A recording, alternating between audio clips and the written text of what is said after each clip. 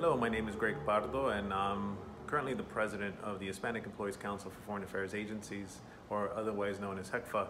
But I'm also a U.S. Foreign Service officer or a U.S. diplomat. I've been in this position for 10 years now, and I'm currently serving as a political officer in the Office of Israel and Palestinian Affairs. I am a Mexican-American from San Antonio, Texas, from the west side of San Antonio, and grew up in a community that was 95% Mexican-American. My mother is from Monterrey, Mexico. My dad's from Harlingen, Texas. And growing up in an environment where I knew I had ties to another country, but also being a part of an ethnic group that is not a part of, that is considered a minority, I learned early on how to navigate different worlds. I grew up speaking both English and Spanish at the same time. I was that kid who would translate for my mother whenever we would go to PTA meetings, or I would get in trouble at school and have to go to a parent-teacher conference meeting. And so I had these skills of learning how to navigate these worlds. And this background, these experiences have helped me as I have worked in a department. I have worked on Cuban affairs, where my Spanish came in handy, very handy, during my time there when I would work with Cuban nationals or Cuban exiles. And it also came into play because I knew how to work in different environments when I went to India. I had to learn one of the languages there, which is Hindi. And because I had these skills of being able, growing up, switching from one language, like from English to Spanish. I also learned there, especially in India, where you have 19 official languages and then hundreds of dialects. I knew how to navigate different cultures within India, different people who came from different religions, also people who came from different classes, economic classes or backgrounds. And that's something that has been very helpful in my career. And it's something as if you are bilingual, it will be very helpful if you decide to do a career in foreign affairs or in any career where you have to deal with people from different cultures. You know, I started my career with the State Department through the Rangel International Affairs Fellowship. I received it in 2008. It helped me get an internship in Congress one summer, and then I went to graduate school for my master's in public affairs at the University of Texas at Austin at the LBJ school. And I did a internship in Rangoon, Burma. And then I joined the State Department in 2010. And as I said, since then, I've worked on Cuban affairs, worked in New Delhi as a consular officer and a staff assistant to the ambassador. Then I was in Kolkata, India for 3 years as an assistant public affairs officer. Then I came back to Washington, D.C., where I've served as a public diplomacy officer for India, Nepal, Sri Lanka, and Bangladesh. And I'm currently in the Office of Israel and Palestinian Affairs. And that's how I started. It was, again, through a graduate fellowship, and this is something that I always encourage, especially undergraduate students, to look at. If you're looking at a career in foreign affairs, look at these fellowships that will not only help you get into the State Department, but also pay for your graduate education. It's a great way to enhance your skills, your perspective, and then in turn give back to your country by representing the country we love abroad. Right now, my current position is as a political officer, working on Israeli politics, domestic politics, and Palestinian domestic politics, and also security coordination with between the U.S., Israel, and the Palestinian Authority. It's a very important position, and the importance domestically, obviously, all U.S. foreign policy is important, and in this case, it has a special interest here with Israel and the Palestinian issue.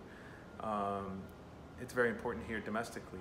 But as we see, all foreign policy, whether you're working on Cuban affairs, you're working on issues involving the U.S. and Argentina, or China, South Sudan, Kenya, India, Bangladesh, these are all important because there are so many things. One, the first thing is taking care of U.S. citizens living in those countries.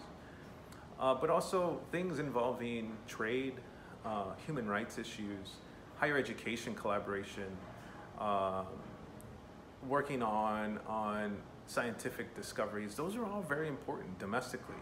Remember, all politics is local, all economics is local. And we can see this. I remember in my previous assignment, we would look at investment coming from India into the United States, and it was creating jobs for Americans. Indian students coming to study in the United States at our universities and colleges also brought in a lot of money to our local economy, and which in turn provided opportunities for Americans. So every position is important. There's a reason why we're overseas, and it's because it helps us become a stronger country, and also helps us partner with other countries to solve some of the globe's greatest challenges. Some of the highlights of my time at the State Department, one, currently serving in this current position has been great. It's always in the news, that's great. But I also, being able to meet former President Barack Obama when he came to New Delhi, India, being one of the lead organizers for a trip for former Secretary of State John Kerry to India. And the other one is also when just 3 years ago, the State Department, along with the government of India, held this Global Entrepreneurship Summit in Hyderabad, which was great. I thought it was great to bring entrepreneurs from around the world together in one place to come up with different ideas on how to address some of our world's biggest challenges, and at the same time create economic opportunities. And the other ones too is just working with former Cuban political prisoners who came to the United States, and it was great to just hear their stories. That was very important. So those are some of the highlights. That's where you see that your work is making a significant impact on people's lives and for the United States. Travel opportunities, obviously, you're always gonna have opportunities to travel in this career. And that's both a good thing and a bad thing. Sometimes you have to travel far away from family, which makes it difficult. But there's other times where you get to see places in the world that you would have never imagined seeing. I remember going to Burma for the first time and going up to Mandalay. I had read so many books about Mandalay, and now here I was going to Mandalay. You know, when I was doing work in regarding Nepal, and being able to see how we were go and travel there and see how we were working with the local government on restoring these old temples and buildings that have such important cultural significance, and here we are as the United States helping together with them restore them because it's so important for cultural preservation. You know, if you are looking for a job in the Department of State or thinking about it later on in the future, I would definitely encourage you to, one, I mean, if you haven't done so already, do go overseas if you can. Learn a new culture, expose yourself to a different culture, get out of your bubble. That's important. If you can't travel overseas, obviously within the United States, we're so culturally diverse. Go and see a community, visit a community or a religion or you know, religious institution that's different from yours, or food that's different from yours, and talk to the owners of the restaurants. Learn about their stories, because that's something that helps prepare one as you join the State Department, become a diplomat. You're gonna have to learn new cultures. You have to put yourself in a position that you're out of your comfort zone. That's so important. But at the same time, continue to work on communicating effectively, that's written and orally. Get to the point. Also, learning how to be resilient and take care of yourself. Find ways to make sure you balance your, you learn how to manage your stress, because that's something that comes with these jobs. And obviously keep on learning and keep about current affairs, about issues, and even regions that you're not interested in, do it. So if you're really interested in Latin America but never studied about, say, India or somewhere in South Asia, take the time to learn about that. Learn about other areas, because it's so important. In the State Department, you're going to be required to learn new issues over and over again. And so I think, you know, for a moment, lastly, for a moment that made me proud to be from my heritage, and that's like Mexican American. You know, it's hard to pinpoint one time because there's so many. And I would say is when I'm always asked, and you get this question a lot, where are you really from? Especially because I don't look like a, quote unquote typical American, as people would like to believe around the world.